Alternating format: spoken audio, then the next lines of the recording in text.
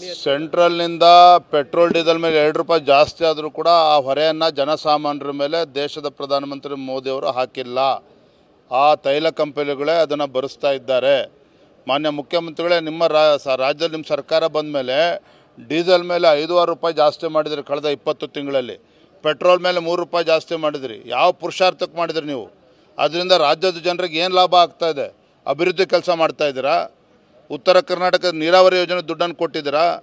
ಕಾಂಗ್ರೆಸ್ ನಡೆಗೆ ಕೃಷ್ಣ ಕಡೆಗೆ ಅಂತ ಹೇಳಿದ್ರಿ. ವರ್ಷ 10,000 ಕೋಟಿ ಕೊಡ್ತೀನಿ ಅಂದಿದ್ರಿ. ಏನು ಕೊಟ್ಟಿದ್ದಾರೆ ಇವರು? ಬದನೆಕಾಯಿ. ಸೆಂಟ್ರಲ್ನಿಂದ ಪೆಟ್ರೋಲ್ ಡೀಸೆಲ್ ಮೇಲೆ 2 ರೂಪಾಯಿ ಜಾಸ್ತಿ ಆದರೂ ಕೂಡ ಆ ಹೊರೆಯನ್ನು ಜನಸಾಮಾನ್ಯರ ಮೇಲೆ ದೇಶದ ಪ್ರಧಾನಮಂತ್ರಿ ಮೋದಿಯವರು ಹಾಕಿಲ್ಲ. ಆ ತೈಲ ಕಂಪನಿಗಳೇ ಅದನ್ನು ಭರಿಸ್ತಾ ಇದ್ದಾರೆ. ಮಾನ್ಯ ಮುಖ್ಯಮಂತ್ರಿಗಳೇ, ನಿಮ್ಮ ರಾಜ್ಯದಲ್ಲಿ ನಿಮ್ಮ ಸರ್ಕಾರ ಬಂದ ಮೇಲೆ ಡೀಸೆಲ್ ಮೇಲೆ 5-6 ರೂಪಾಯಿ ಜಾಸ್ತಿ ಮಾಡಿದ್ರಿ ಕಳೆದ 20 ತಿಂಗಳಲ್ಲಿ. ಪೆಟ್ರೋಲ್ ಮೇಲೆ 3 ರೂಪಾಯಿ ಜಾಸ್ತಿ ಮಾಡಿದ್ರಿ. ಯಾವ ಪುರುಷಾರ್ಥಕ್ಕೆ ಮಾಡಿದ್ರಿ ನೀವು?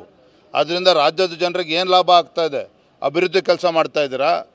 ಉತ್ತರ ಕರ್ನಾಟಕದ ನೀರಾವರಿ ಯೋಜನೆ ದುಡ್ಡನ್ನು ಕೊಟ್ಟಿದ್ದೀರಾ?